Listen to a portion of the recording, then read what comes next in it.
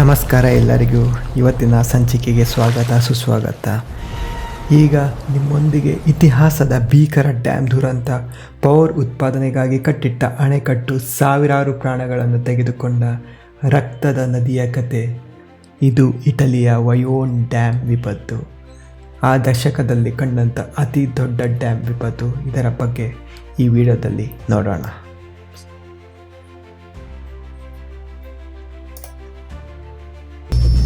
ಇದು 1950ರ ದಶಕ.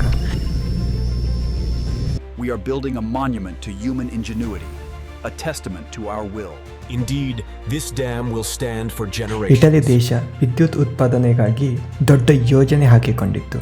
ವಜೋಯಿಂಟ್ ನದಿಯ ಮೇಲೆ ಕಠಿಣ ಕಂಚಿನಂತಹ ಕಾಂಕ್ರೀಟ್ ಆರ್ಕ್ ಡ್ಯಾಮ್ ಕಟ್ಟಲಾಗಿತ್ತು. ಇದರ ಉದ್ದ ಸರಿಸುಮಾರು 262 ಮೀಟರ್.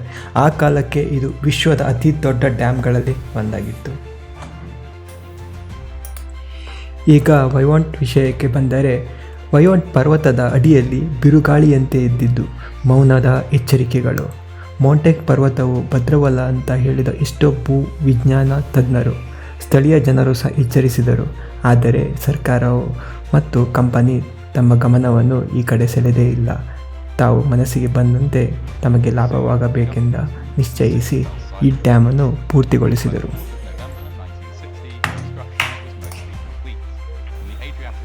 ಇಂದಿಗೂ ಪ್ರಪಂಚದಲ್ಲಿ ಅದೆಷ್ಟೋ ಡ್ಯಾಮ್ಗಳು ಅವೈಜ್ಞಾನಿಕವಾಗಿ ಕಟ್ಟಲಾಗಿದೆ.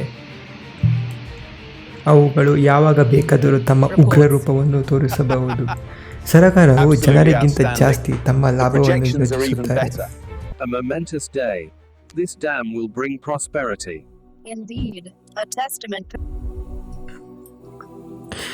1963ರ ಅಕ್ಟೋಬರ್ 9 ರಾತ್ರಿ 10:39ಕ್ಕೆ 260 ಮಿಲಿಯನ್ ಘನ ಮೀಟರ್ ಪರ್ವತದ ಮಣ್ಣು ಹಾಗೂ ಬಂಡೆ ಜಲಾಶಯಕ್ಕೆ ಬಿದ್ದವು.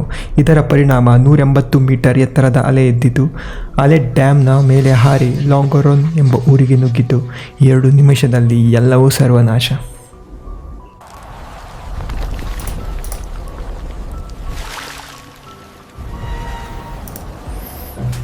ಅಂದಿನ ಲಾಂಗೊರೊನ್ ಊರಿನಲ್ಲಿ ಸಾಯುವ ಮೊದಲು ಬೆಳಕನ್ನೇ ಕಂಡಿಲ್ಲದ ಸಾವಿರಾರು ಜನರು ಇದ್ದರು. 2,000ಕ್ಕೂ ಹೆಚ್ಚು ಜನ ಮೃತಪಟ್ಟರು. ಕೆಲವರು ತಮ್ಮ ಮನೆಯೊಳಗೆ ನಿದ್ದೆ ಮಾಡುತ್ತಿದ್ದಲೇ ನಾಶವಾದರು. ಕೆಲವರು ಮಣ್ಣು ಅಡಿ ನಾಶವಾದರು. ಇದು ತುಂಬ ಆಘಾತವಾದ ಒಂದು ವಿನಾಶಕವಾಗಿದೆ.